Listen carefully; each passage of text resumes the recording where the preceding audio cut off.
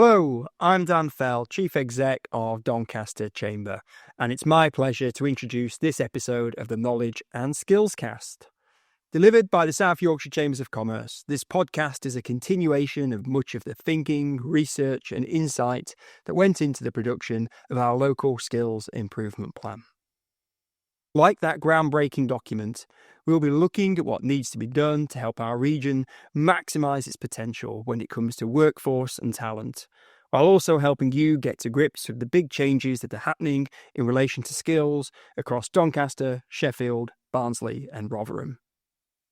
Each episode we will be hearing from leading experts and industrious South Yorkshire organisations who have really made a name for themselves in this space, whether that's through their innovative HR practices, smart recruitment tactics, or progressive attitudes towards people development. Spanning a wide range of different industries, these professionals will be sharing their experiences, the challenges they've overcome, and the winning strategies that have made them such success stories. So whether you're just starting up in business and looking for fresh insights or are simply curious to go behind the scenes of some well-known local employers, there's bound to be something here in the Knowledge and Skills Cast that grabs your attention. Get ready to be inspired as we shine a spotlight on leading regional businesses and the skills revolution happening here in South Yorkshire.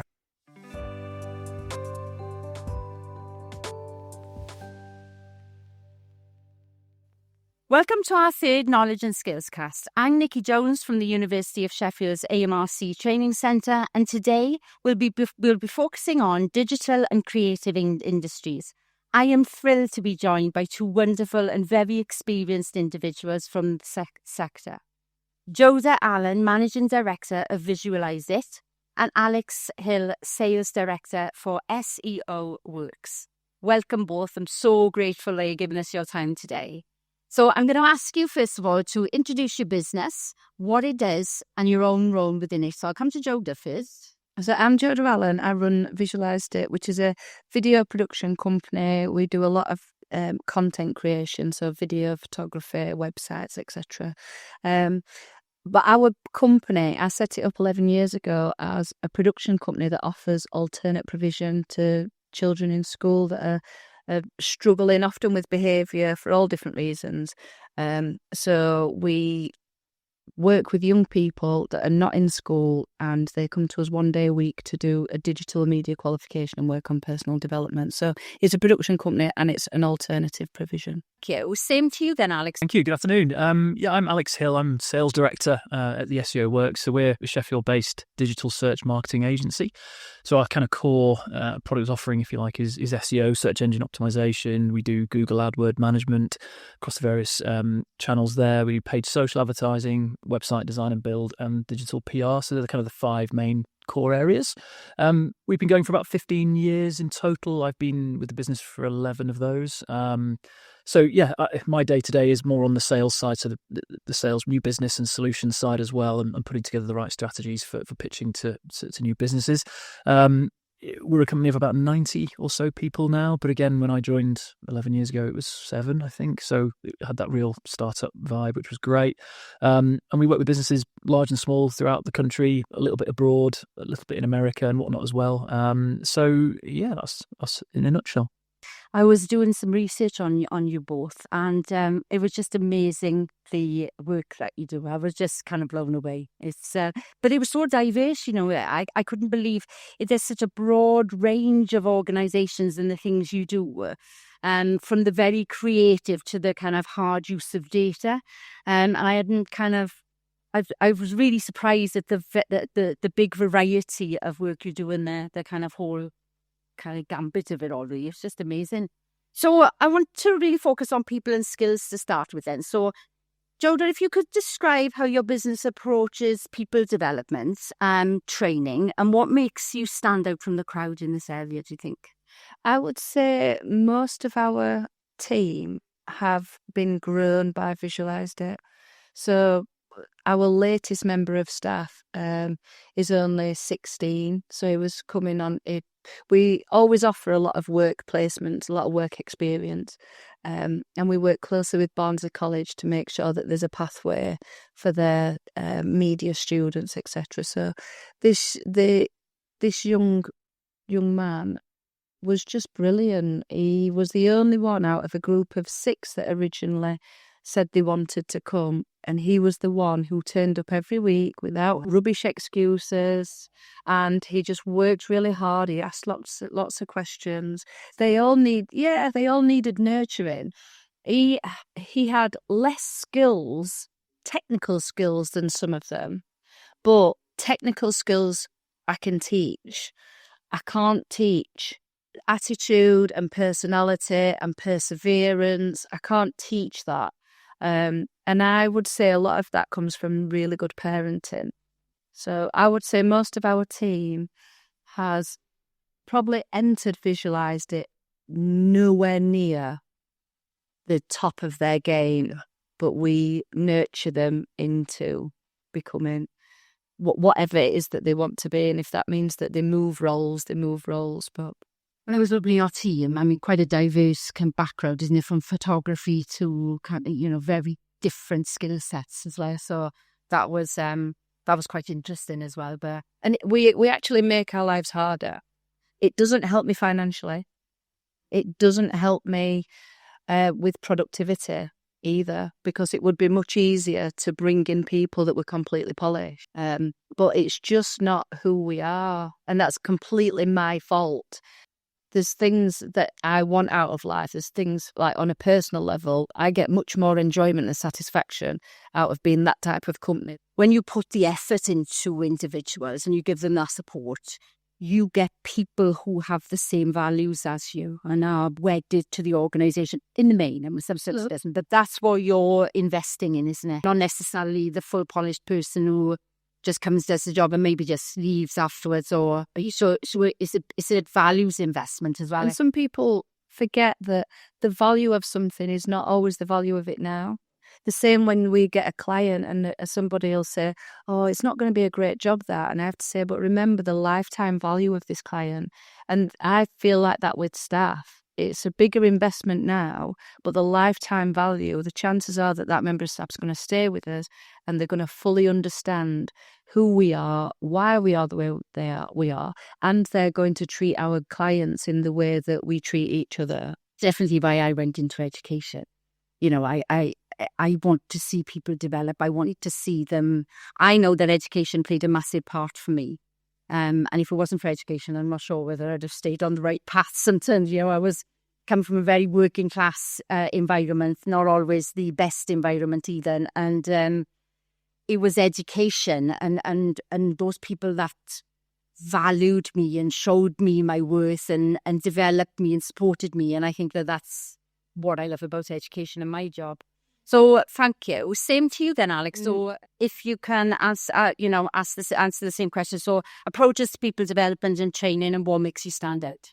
Yeah, I think, I've seen the company grow and been part of it from, a handful of people through to now what it is near on 100 really. And, we have different departments. So I think, in terms of bringing people on, similar to Joada in a way, we do like to bring on people and nurture them through. And, you talk about that, that value proposition almost, if you like. We've got 5 core company values that we run with and we have had for the last decade. And we worked with a business mentor from a decade ago who almost like day one, week one of that whole process was, okay, what are your company values? And we're like, well, I'd like to think I'd do this. Well, okay, let's put them down on paper, let's work to them and let's make them the mantra. And we build those 5 company values, which are drive, adaptability, loyalty, integrity and passion, into the recruitment process around the questioning that we'll build around that candidate. And almost, it's a little bit hidden and a little bit disguised, but the questions will be kind of leading towards, to the answer in a way that suggests, yes, they'll be high on loyalty or passion or integrity, etc.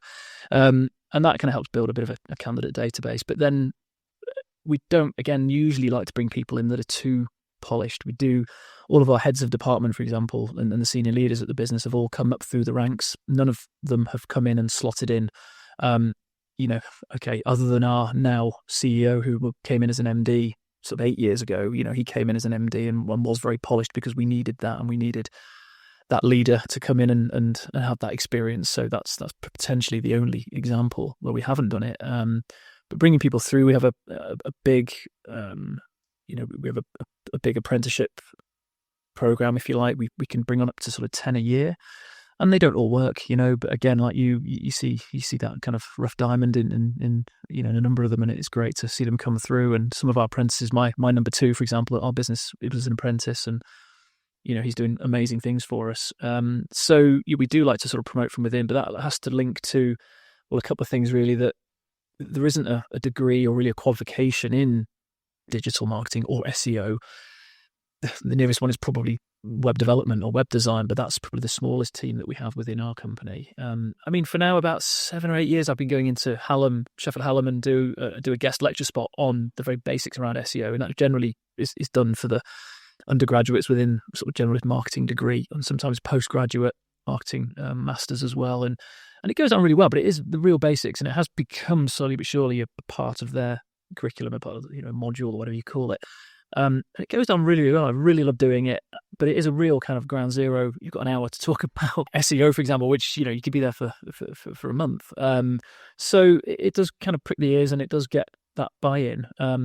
But there aren't these kind of tailor-made, ready-made candidates coming out of college, university that are going to be an SEO account manager or whatever. So the people we look to try and bring on, they might have a content background, but then they do need the more technical web skills, and we'll teach that, like you said, Joada. Vice versa, they might come in with a little bit more. They might be sort of quite heavy on data, or they might be technically really savvy, but they're not so hot on the content creation side or the written word, if you like, almost. But then mixed in with that as well, there's the whole, we want all of our practitioners, whichever department they're in, to be client facing. They might not do that from day one, week one, depending on their sort of experience level, but it also comes down to sort of personality type as well. And I think it's easy to just get people in, well, okay, that person's great at technical, so let's give them some help on content, for example. But what's their personality type? And, I've been through training where we've done personality profiling, and it is such a great thing to do. And it's almost a sort of experimental process, because even up to a couple of years ago, we had somebody come in to do it for us. I'm typically quite yellow, sunshine yellow, people person. How are you feeling? Have you got enough water? How's everyone doing today? Yeah, come on. Okay, let's go. And you've got your blue, and it's data. And if you ask them something, they want to take time to think about it and really consider a response. Whereas I'm like, well, no, come on, let's go. So it frustrates me. And it's all about learning how those people are on a standard day, but then what are those people like on a bad day? And once you understand and learn that, you can just kind of go, yeah, but remember, I'm a green, or I'm a yellow, and I'm a red. And it's not about clashing. It's just about understanding and therefore gaining an appreciation. What's your perspective? I'll come to you, Joada. What's your perspective on the current skills landscape? What does it look like for you, for your industry at the moment? To me, and I suppose this is not just my industry, because we like I say, we run programs that are for young people, but we also have got a program that's for NEETs. So if they're not in education, employment or training, and they're adults, and they come to us 1 day a week, and again, they're learning digital media. But it feels to me as though, and it's been like this for a long time, that if you didn't go through school and get everything that you needed at school, then it's just a bit tough. If you didn't get it when you were 16 and you were a late bloomer, or you might have done the absolute basics, but actually, I don't know, you might have had children early and then you've been at home, a stay-at-home mum, or you've been somebody who walked into a job, and we meet men that are in the 40s that have been in jobs that they've not enjoyed, they've not felt fulfilled, they've had time off for mental health issues. They've decided that now is the time that they want to find something that they really want to do, but you cannot find skills like training for them that's funded. Finding adult education is really difficult. Even, we've got some apprentices. We've got a manufacturing company as well, and in that manufacturing company, we're always looking for apprentices. We've got a member of staff who wants to move sideways and do this fantastic apprenticeship, which is quite high level, but he didn't get his maths and he didn't get his English, so now he needs to do his functional skills, maths and English. So we said, not a problem, we'll have a look into it. It's £1,800. Yeah. £1,800. Yeah. And this lad's been a fantastic welder, but he might not want to do that for the rest of his life. And you should be able to continue to find provision, you should be able to learn as an adult, because a lot of the skills that you're looking for are actually soft skills that we acquire with age, with experience, with time, with meeting people, with trying things and realising that's not for me, working in a team and realising, oh, I can see why they're doing so well. And all that type of experience means that often when you come to know what you want to do, because when you're 16, you don't know what you want to do for the rest of your life. No. And it used to be in the old days, they used to say to you in school, you've got your careers guidance and you need to choose a career for the rest of your life. Now, you've got a lifetime of careers. It's unusual now for somebody to have a career and them do that until the end. You ask 10 people that you know, they have bounced around. I've got friends that went off and did all sorts of different jobs and then became nurses in their late 20s. Yeah. I can't even recognise, when I think back to me at 16, I don't recognise that person and what I wanted and what I was interested in then. So you're absolutely right. It does come with age often. I'm going to have a look at this as that functional skills issue for you. See if I can talk to somebody, because that's really bothered me, actually. I was talking to some wonderful people from Doncaster yesterday, and we were talking about being able to support individuals. So I'm going to really look into that. The other thing with that as well is if you're 17, it's even worse, because you're too old for the school education, but you're too young for the adult stuff. So often, in particular on our course where we've got adults, they can see what they want to do, and you've got providers saying, yeah, you can do that when you're 18. It's in no man's land. One of the good things about that is that, you know, with a devolved kind of budget now, we are really looking and working hard with Simcan and really looking at how do we use the funding that now sits regionally to support adults. And we are really looking at that in detail. So hopefully in the future we'll see more flexibility around that, and with Skills England now that's been introduced. So there's a lot of things happening. It's how quickly it would happen. I know, and you know, it's frustrating in education, to be honest with you. You know, it's because we promise our employers, and we want to help everybody. We want everybody to have a fair education and an equal opportunity.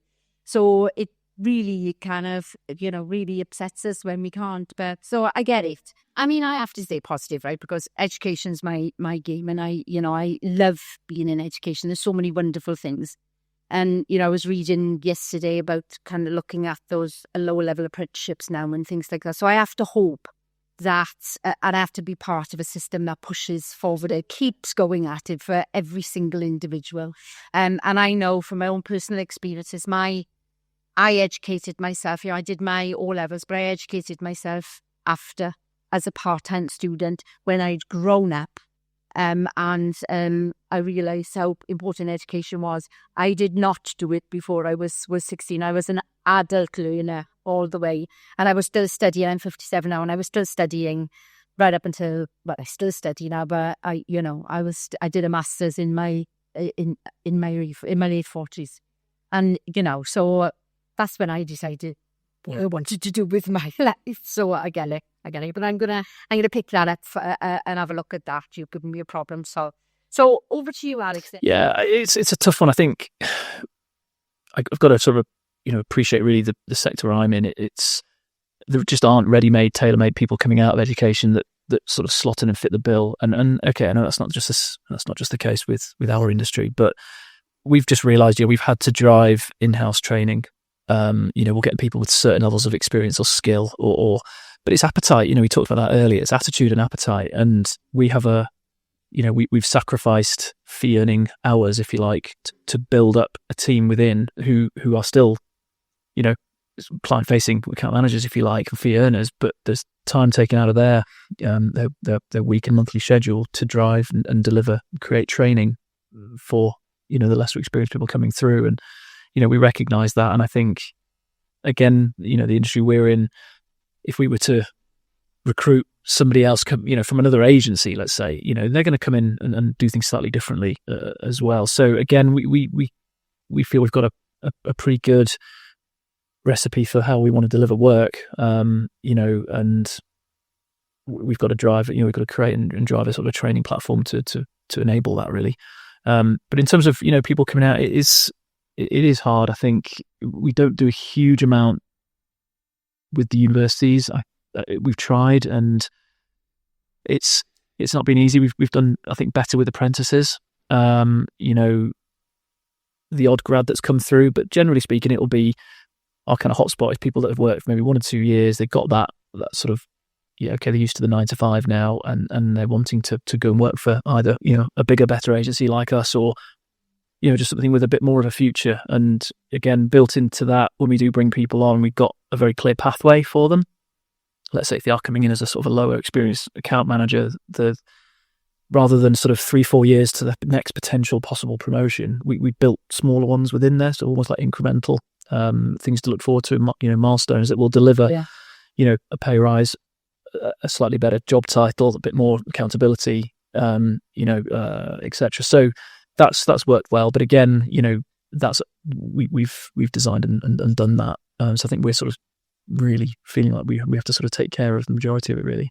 I mean, since the introduction of the degree apprenticeships, there is a bit more scope. So universities and colleges are delivering right through to master's level apprenticeships now. So there is a bit more scope.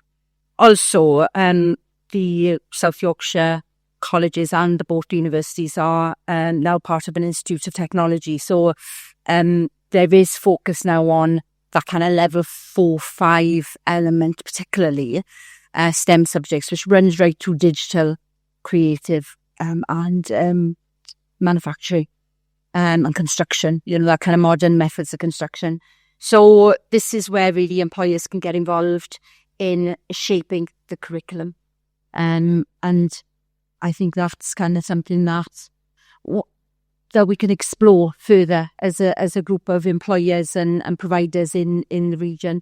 One of the things that's becoming across really clear is, even though there's differences in your businesses, your commitment to training and development, the values that in your organisation, the importance of those values and the importance of developing people is coming across clearly and strongly.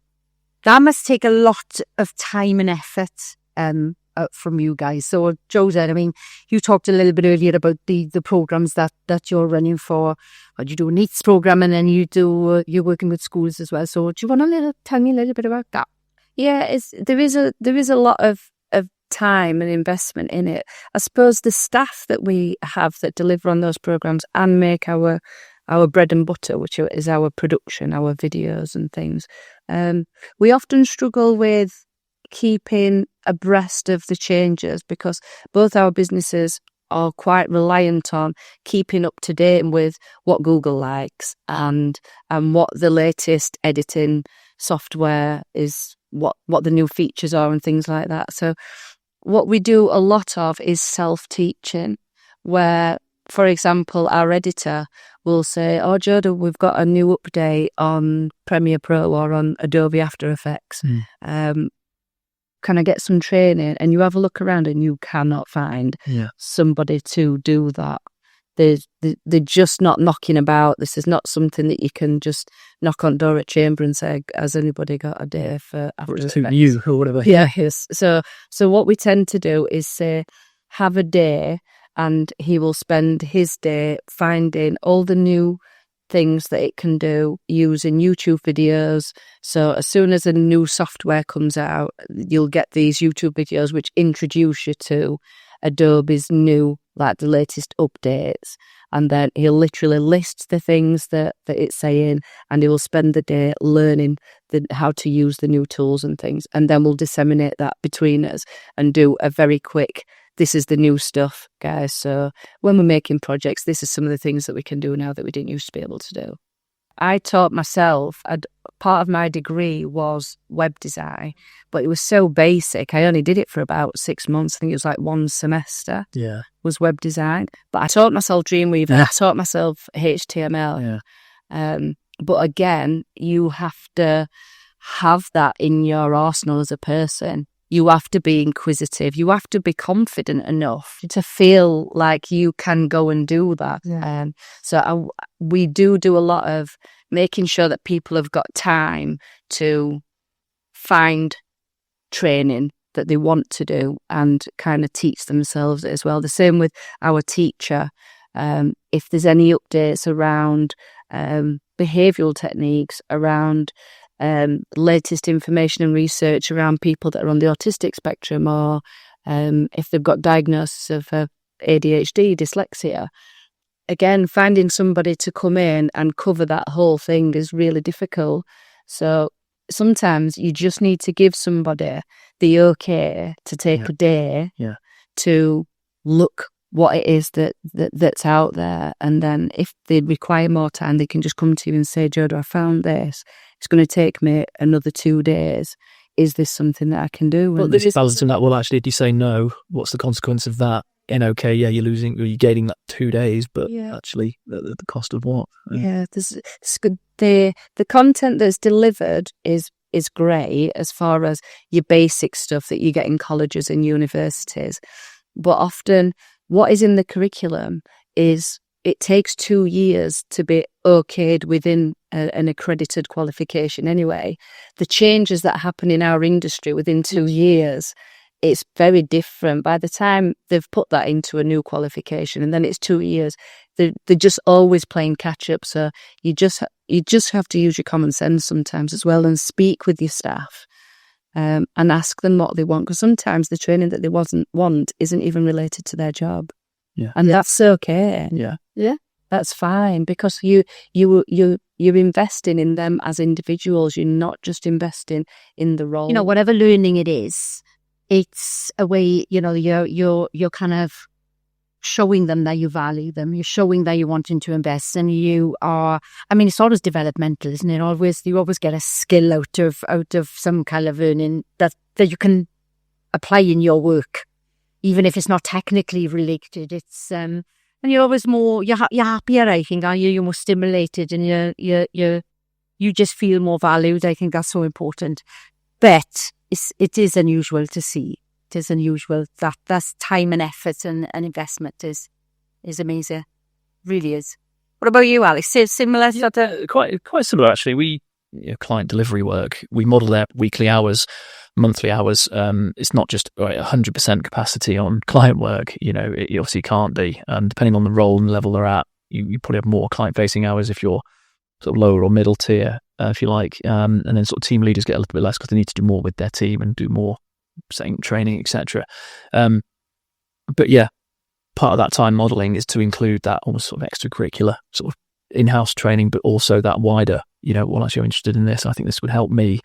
Can I go off and explore that and do that? Yeah, absolutely. Build that into that time as well. So there isn't really an excuse that people don't look to do these things and declare it and say, right, everybody at the company, this is what I've done. Isn't this great? And at the same time, there's no excuse that one of our staff would ever say, I've got too much client work on, because it's all kind of time sheeted in that way. So, it doesn't just come down to there's too much to do. I mean, yes, you have certain panics or projects or deadlines or things that have to be met, and a little bit does go over, obviously, but generally speaking, that's kind of how it works. Yeah. But then we come together and we share that, amongst the whole company. We have a monthly get together. So we have it's actually tomorrow. So it's usually the first or last Friday of the month, and we all get together and have a few beers, and the CEO will do a presentation of what's going on in the company, and it brings the departments together because there are almost like little business units within. And yes, we're all SEO Works, but actually, what's going on in web this month, or what's going on in the SEO team, or PPC, or in sales, what's going on there, business development, what's the next big client we're going to bring on, or who we'll be talking to. And we don't win every client, but every month I declare, well, do you know what, this month Adidas were in touch. We didn't win it, or we weren't right for what they wanted, but hey, they found us and they knocked on our door. Isn't this cool? Things like that. And then we'll share successes, and well, this apprentice has done this, isn't this amazing? And yeah, that might be what somebody else did 5 years ago, but it's still meaningful. So yeah, we'll share that success. Yeah, particularly in industries like yours, you develop a curriculum, and even if you're doing it all right with employers with you, but by the time it gets approved and you deliver it, and the students come to the end of their program, your technology has changed. The technology has changed so quickly. You never keep up there. What do you think we could do as providers? We're looking at, so for example, there is a massive shortage of educators. A couple of issues. One, not enough people want to go into teaching, but two, we can't compete against industry salaries often. So there's a number of other reasons, but it's not an easy place to be. We were looking at how can we work more closely with employers, so they may have people that would like to do a little bit of teaching, or a CEO of an organisation that says, I'm not getting the right skill set, but I'm going to invest in the skill system because I need better teachers. Do you think there's some kind of mileage in looking at how we can work closer with employers so that we could actually pay for somebody in industry to come in and do the kind of, you said you do some guest speaking, but a little bit more formal than that, really, where we're almost buying those really hard skills to get? Absolutely. And we have got, again, I'll use the example of our manufacturing firm. We've got gents that are ready to leave. They don't want to fully retire because they've said, I'll go crazy if I'm at home all the time. But how good would it be if they could do 3 days a week teaching our staff? But it would make sense for that full circle so that they don't feel as though as they're coming to the end of their career, they aren't ready to retire, but they have had enough and they haven't got the need often for the full-time work. They are the people for me that I would be fishing out and saying, can you do 2 days a week at the university and take all this knowledge? Definitely. And we're not expecting you to deliver that qualification because they don't want to be teachers. They don't want to learn how to be teachers. They want to come into a room with all the students in their overalls and they want to show them how to fabricate and the do's and don'ts and the health and safety and the best way to go about it and the attitudes and the types of work and the types of steel that you're going to be working with. It's reality, not theory, isn't it? Exactly. But the issue that education has is they are just so stuck with bureaucracy. There is so much nonsense, and it's the reason I came out of education. I was a lecturer for 8 years. I came out of it not because I didn't want to be a teacher, but I couldn't be a good one. I couldn't spend enough time with the individuals. And I did say when I came out of education, I'm going to start my own company and I'm going to make sure that I just teach the people that you're leaving behind. And that's why I started the alternate provision, because I am the person who can sit and watch something happen for so long, and then I would just rather grab the bull by the horns and just deal with it. Yeah. Somebody somewhere in education has to say, this is the need that we have. These are the individuals. We don't need to make them into teachers. Right. I'm sure a teacher that... You've got teachers that are in engineering. I'm using that as an example. And you know, most of those teachers, they feel outskilled. They feel like they haven't been in industry for that long. They don't feel good about themselves. How nice would it be for them as teachers to have that individual coming in and delivering all the most up-to-date stuff and them feeling supported by somebody who's currently in education, feeling like their students are getting that as well, but still being the engineering tutor, you would still be doing all the schemes of work and everything else, and you pay the salary, but you will have to pay the salary. You can't ask for somebody to come out of games design who's getting 60, 70 grand a year as a basic and then ask them to take 25 grand a year to work in a college. It's not going to work. I mean, they really are looking at how do we do that, because and it is around giving people the opportunity to try the teaching, because if you want to be a teacher and you want to impart that knowledge, if you're confident, you know, the bureaucracy kind of goes into the background after a while. But then often, not all the time, but then often, it is about they don't stay or they don't want to in the first place. We're talking as a group to try and find that happy medium. So the people who are happy to be in teaching, you know, and then the people who want to come in and deliver something. That's what we're trying to do. We're trying to look at how we break down those barriers to get in more highly skilled people from industry into education with the bureaucracy. That's what we're trying. Yeah. I mean, I'm very fortunate that, you know, a lot of my staff on the shop floor all come from industry, and I send them back out to industry. They have to do that all the time. But they've got 20, 30 years in industry, and then they come off the tools and they've wanted to kind of give back. So I'm very fortunate. And then with the wider AMRC, I've got a lot of other people to pull from. So I'm blessed with that. But you're still up against a lot of the same problems in terms of higher salaries, the bureaucracy. And we'll always have bureaucracy because it's taxpayers' money, and there is no getting away from that. But I understand. I was a lecturer myself. I get it. You have enough of it in the end. But I just wanted to test that with if we were to explore that, and I guess some kind of register where people could say, "Right, I'm really interested in giving 2 days a week or 1 day a week to deliver this, this, and this." But it's something that we're throwing around at the moment, and I just wanted. I thought, well, I've tested out a new. Yeah, people coming in and doing that. I think, giving it the time, there's got to be. They can't be shackled. I think that it's got to be an ability to come in and talk it straight. It's got to be as warts and all. Sort of, it's not all rosy, because you might earn more in the industry doing this or. But at some point or another, goodwill is great. But at some point or another, and we wouldn't want to not have guest speakers and things like that. But if we really want to make a go of this, there's going to come a point where we need to pay for that. Yeah, absolutely. Yeah. And again, you're investing in the older generation, and there's not enough investment in that because we already know that people are living longer. But I often think that a lot of the ill health and thing comes because people often lose their purpose. When you ask them to come out of what they've always done, then often they don't feel that they have as much purpose that they've always had. So how nice would it be to be able to keep them in a place where it's going to be healthier for them, it's going to be healthier mentally for them.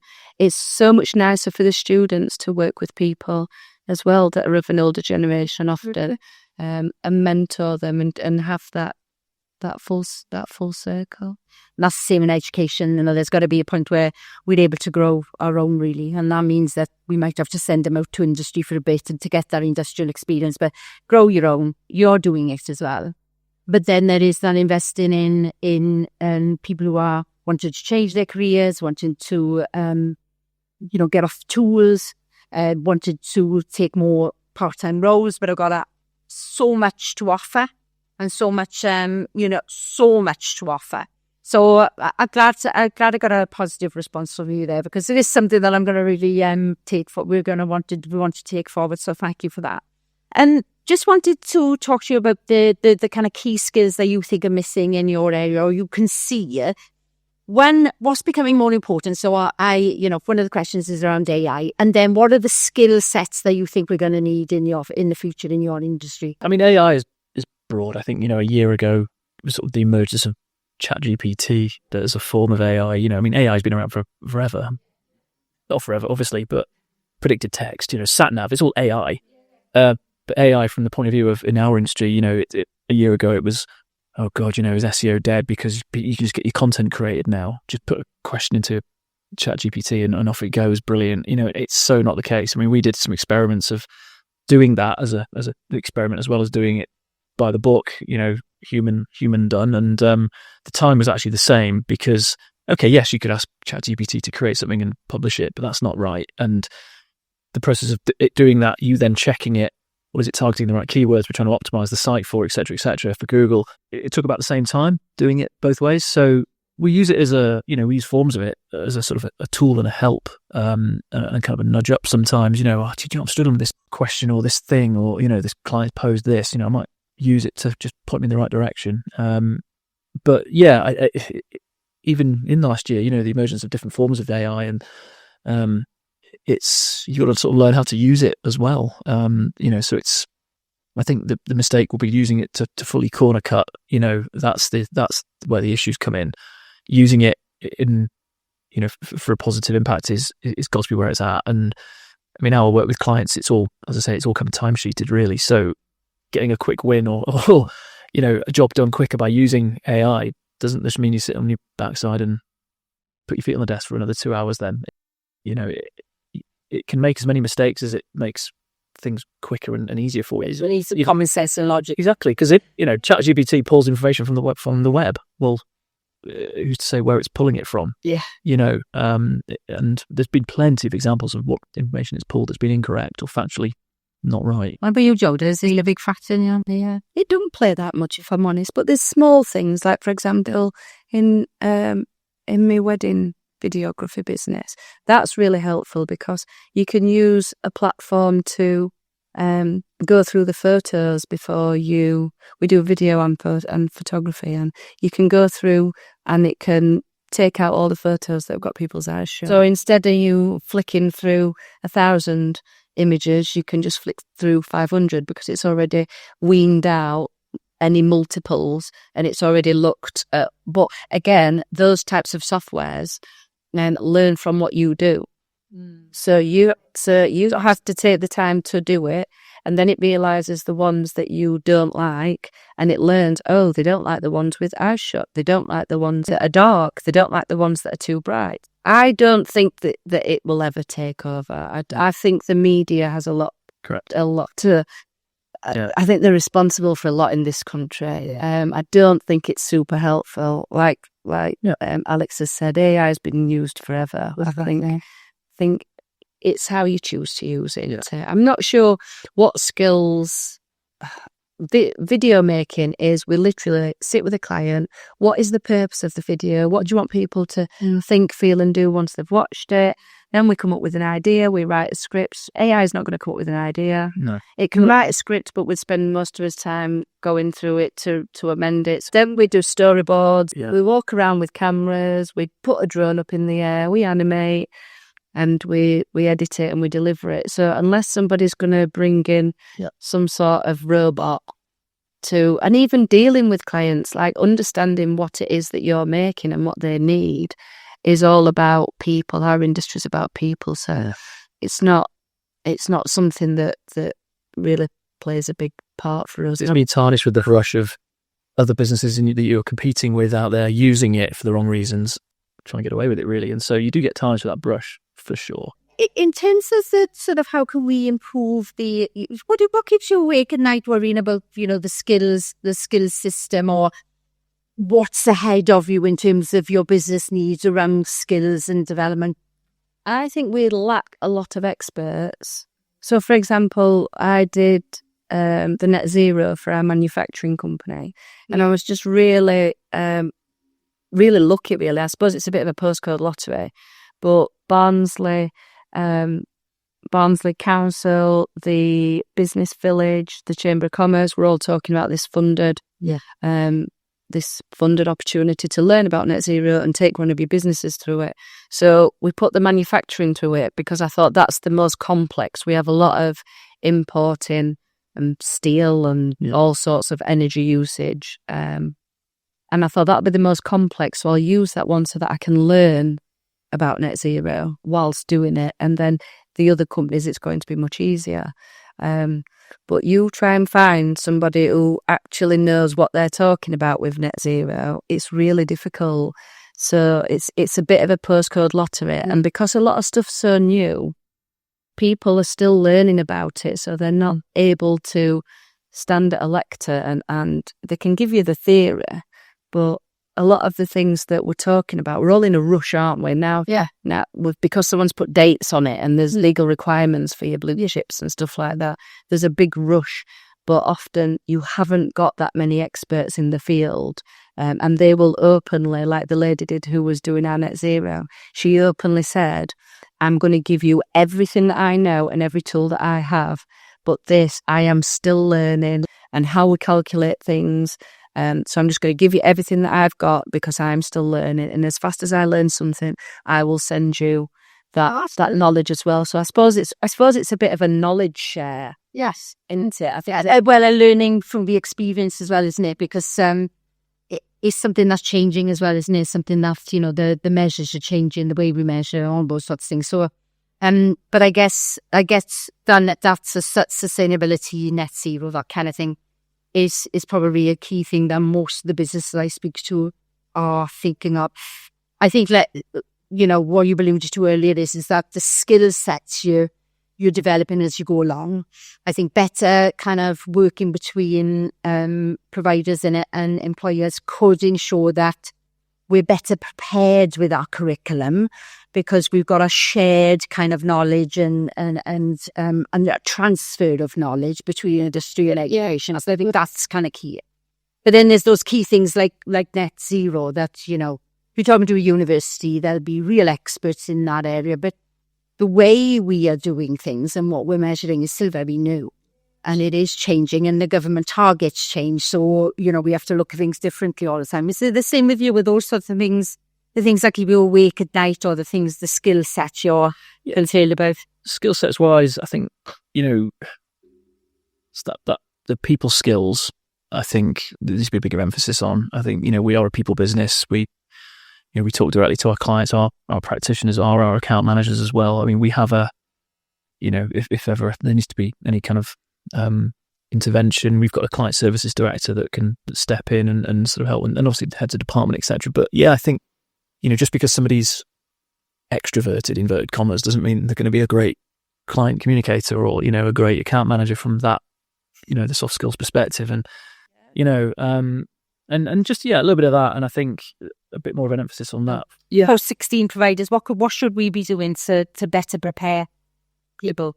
Good question. I think, I mean, there's got to be sort of workshops for it. I think you've got to go out into the wide world and speak to people you don't know and work and learn how to hold a conversation. And, you know, I do a thing with anybody in my team, you know, there's the conversation stack is a Dale Carnegie theory that from 100 years ago about how if you learn the conversation stack, you should never fail to be able to hold a conversation with somebody forever. It's this continual thing of subject prompts, and it's to do with education, to do with your background, to do with your job, your aspirations, your family, your health, your hobbies, your this, your that. And if you can remember this little process, which takes 10 minutes to teach somebody, as long as they try and apply it, actually go for it. Yeah. Just because you might be introverted and it, you know, talking or that's not your comfort zone, you should still be able to do it. And just things like that. I think, yes, it's... I see it a lot, but it's really difficult. And I have quite controversial opinions on things, and people don't always like it. I think there's massive issues in parenting. Yeah. I think a lot of the stuff that we see, in particular in our students that struggle, and in some of the kind of university leavers that have come to us as well, they're the skills that these people should really have got some of these skills when they were 6, 7, 8 years old. And I think that's where some of it lacks. I think there's been a societal thing where we don't want to leave anybody out. So for years, everyone's a winner. Everybody can do whatever they want in life. No, you can't, mate. Yeah. I'm sorry. You can't. Yeah, I'm a bit more like that, kind of old school. And, it's just not. You can do, there's so many options. The world is so much bigger than what it used to be. But it's going to take dedication and hard work. There's more competition. If you lose, you lose. Yeah. I've got a 6-year-old who, when we play football, I make sure that I win him plenty of times, because it's okay for him to lie on the grass and cry about it.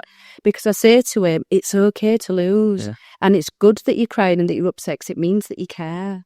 Yeah, and I want him to understand losing and think, oh, and he'll come upstairs and he'll say, Mum, can I have jacket potato and salad for tea? Because I'm going to eat really good food, and then when I play you tomorrow, I'm going to win.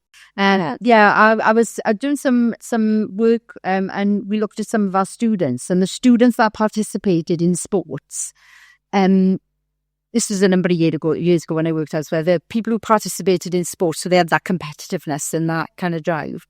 They all achieved about 2% above the others in their class, and sports was the indicator there. It was just having a goal, having a goal and struggling to get there and trying and not succeeding. Yeah. You have to use your initiative. Yeah. You have to turn up even if you're not feeling like it. It's not letting your parents answer for you. And I think that whole thing about parenting and all the rest of it, it's so true. I'm a dad myself, and I just think what we're very good at over the last 10, 20 years is protecting our kids from going out, but not protecting them from, we're allowing them to have mobile phones at 11. But they're not going out, and I'm not saying walk the streets all night, but, go and call on your mates and actually pick up a phone and phone them. And they are, I call them soft skills. They're not soft skills, they're life skills, aren't they? Being able to communicate, resilience, tuning up on time, have the drive to achieve it, to succeed. So I guess I'm hearing that's the sorts of things we ought to be kind of trying to drive even down to that kind of very young age. And, there is a generational thing. I think even in my generation, I'm 40 now, but where we used to kind of instant gratification. There's a level of patience where you need to be able to want something and then work out how you're going to get there without just expecting. We're a society, I think, that's got a lot of entitlement, Right. and I don't think that's healthy. And I think we're seeing the effects of that now, because for the amount of people, and this is where I get controversial, the amount of people I know now that throw the word of anxiety around. Yeah. Some people have massive anxieties. Some people just have what we are supposed to have. Yeah. There is an element of anxiety that you're supposed to have. Yeah. You have stresses, and you are supposed to have that bit of a feeling in your stomach where it's fight or flight, Yeah. and that is natural. We are supposed to have it. It is not the time to lock yourself away and get a prescription. Correct. It's the time you need support, but you need to work out what your tools are, and that's something that you have to do gradually. And I think sometimes, again, the media and often there's a lot of conversations that are making people scared. Throw a label on it. And Yeah. stress isn't caused by the incidents in our life. Stress is caused by how we choose to deal with those incidents. Can make people, though, not want to try. Yeah. They're scared to learn something new, because what if they're not great? What if I'm rubbish? Everyone's expecting so much of me. And that kind of comes within your soft skills, but it means you have to create a really safe space for people where it's okay to be rubbish. It's okay to try something and be really rubbish at it and then make a plan to get better. Yeah, we have to learn through our mistakes, or, learn through failure. Otherwise, you win everything just naturally, or you're not going to learn much from that. You can't learn unless you fail. So moving on then to, I want to kind of think about what's next for your businesses, and how are you going to recruit then? What practices have you invested in, or what practices do you use to get the right people into your organisations? We just recruited recently, and rather than just the usual interview, I mean, our kind of adverts go out all over the place. They are very much online then. So I think often people can struggle if they're not online.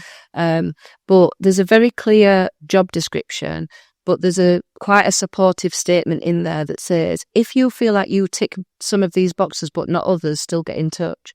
If you feel that you would be good for this role but something's putting you off, or you may have challenges, whether it's around flexibility or things like that, please still do get in touch.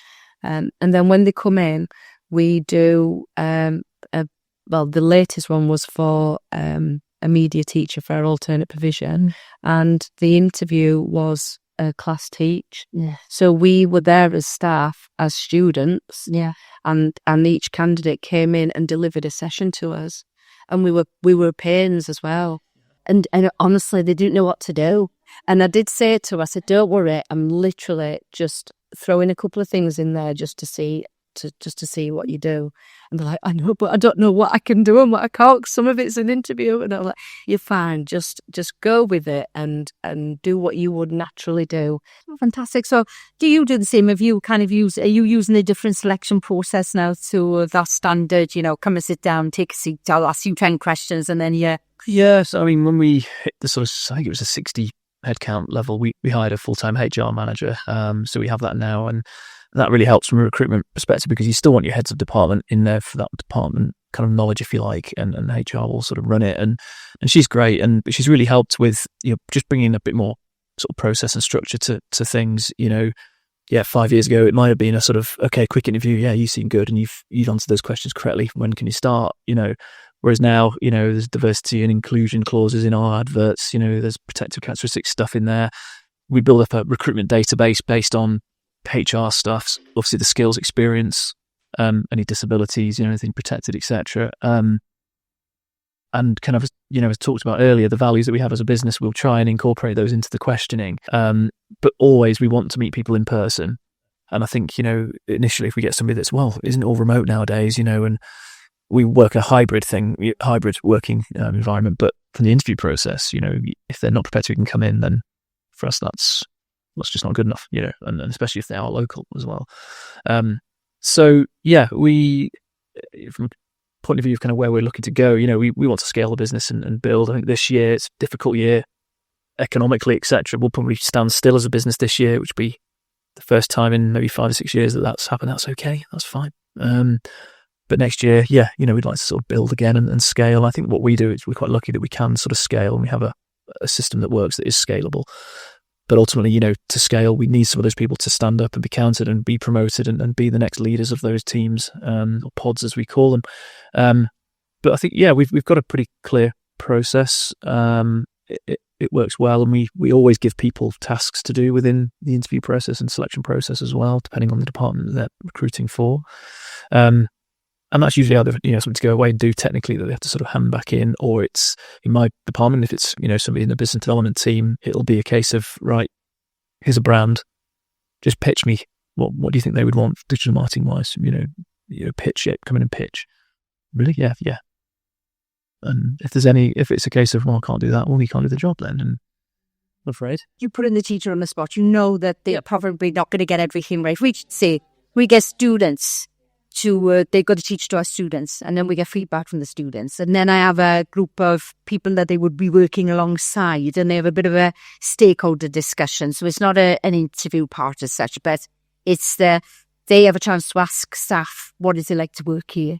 And then our staff say, well, would they fit with us? Should they go to bring something extra to the table, which is always great.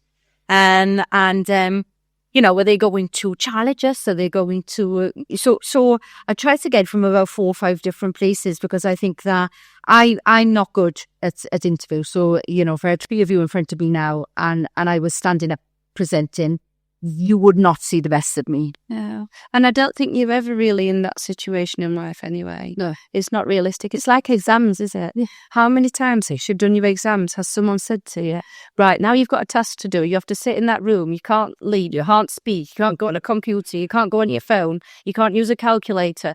Don't move. Don't go to the toilet. You invest a lot on recruitment. Is really...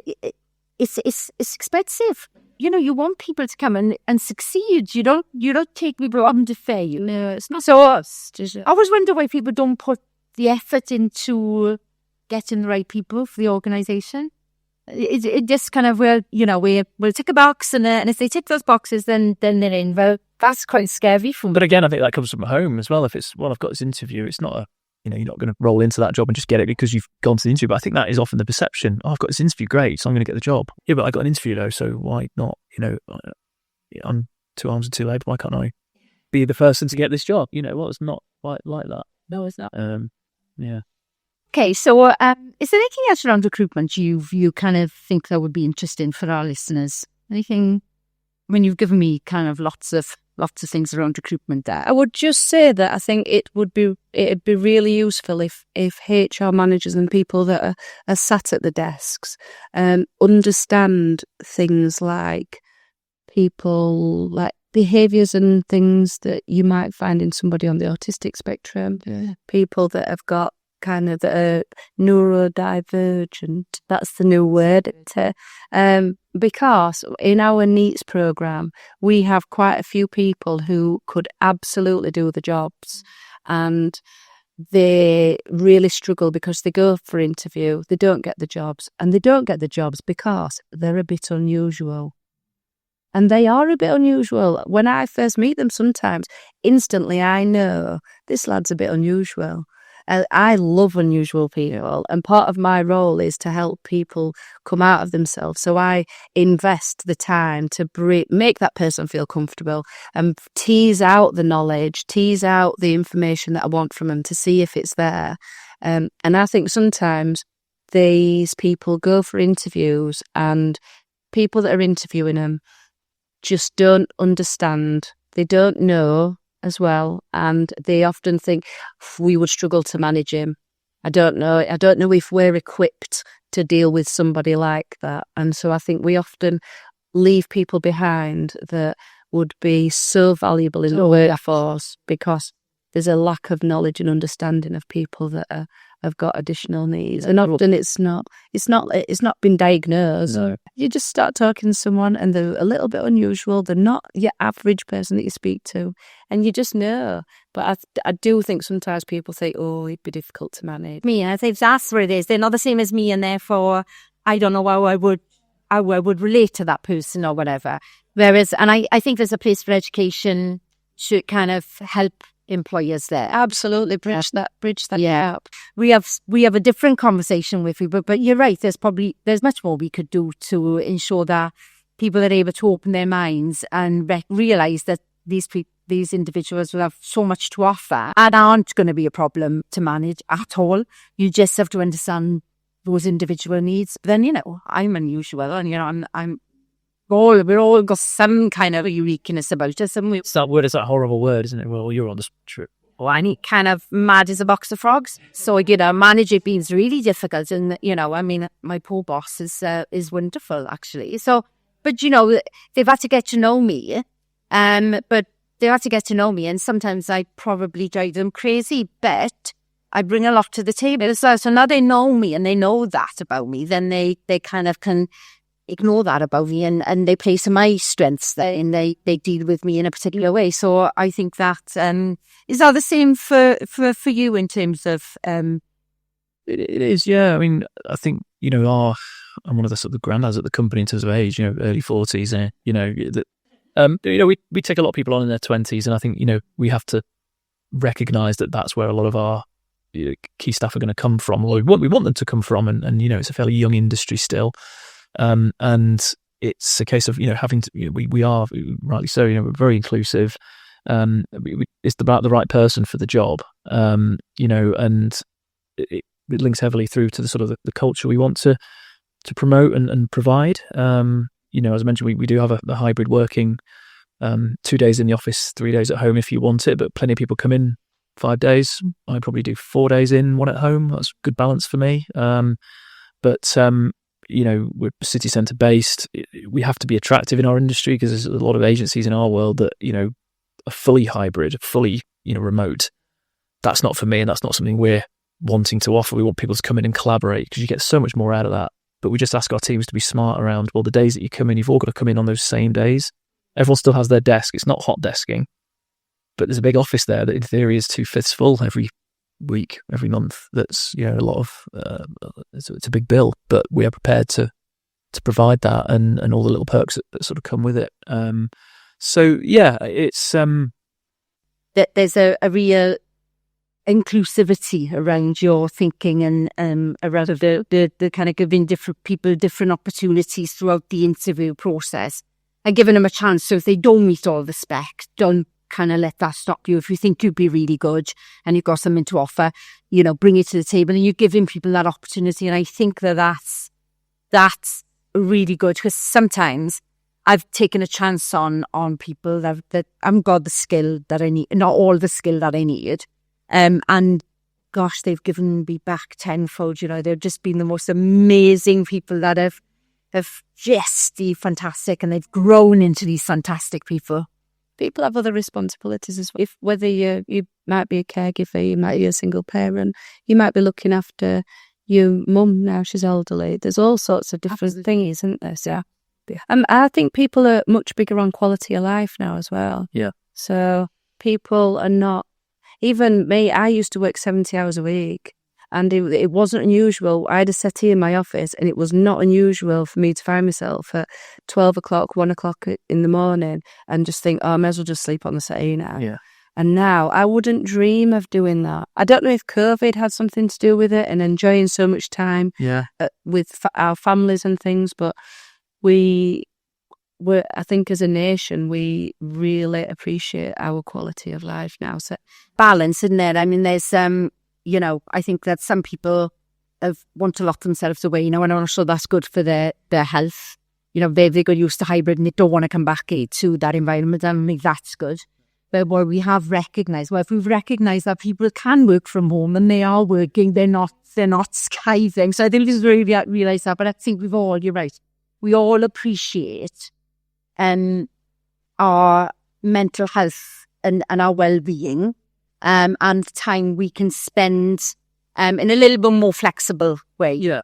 We all appreciate that far more, and I think COVID did have a big impact. Now, we've been talking and we could talk forever and enjoyed this so much. I just got a couple of questions to ask you. So I'll come to you, Alex. So what are you most proud of? And then I want to ask you, what advice would you give anybody who's kind of in your business? Is there anything that... Yeah, I think in terms of what I'm most proud of, I think, I've been at the company not quite from its inception, but certainly from its early days, just building that process. And I think I was keen and quick to see that there was a real path here, that there was real legs, and it was an industry that was quite new and it felt very startup-y, and I could really see where it could go. And we've managed to get there, but it's certainly not, crikey, it's not all down to me at all. And it's not about that. It's about, I think in terms of what you learn from that process, you've got to bring on people and hire people better than you to do that. I'm not a HR manager.